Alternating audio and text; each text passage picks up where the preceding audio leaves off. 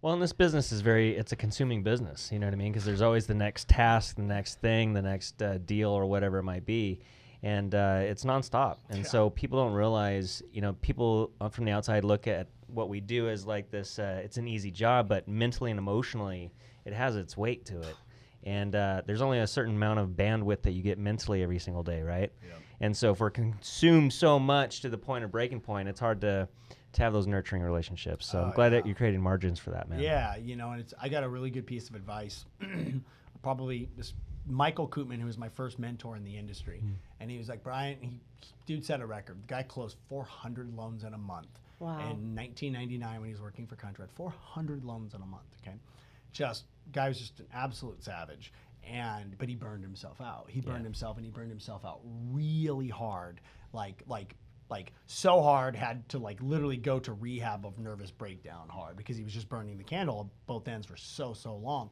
And he had a breakdown and everything else. And he gave me a piece of advice. He goes, Brian, there's something you need to know in this industry, and it'll be the difference between surviving in the industry and having a mental breakdown for you.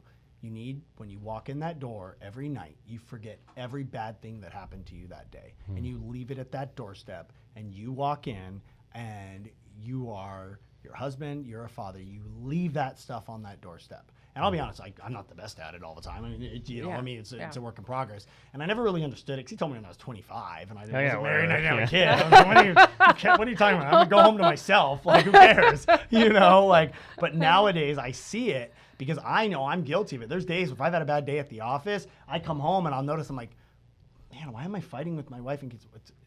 Because I'm bringing that home. Like I didn't mean, I'm not intentionally doing it, but I'm irritated for something, so I'm shorter, I'm just more irritable, and it just comes because that is, in this industry, I feel like nobody teaches you how to do that. Yeah. Nobody teaches you how to deal with all the stresses. I mean, you walk in the door and you're just supposed to be another person, but not pretend, right? Yeah. It's a hard thing to do.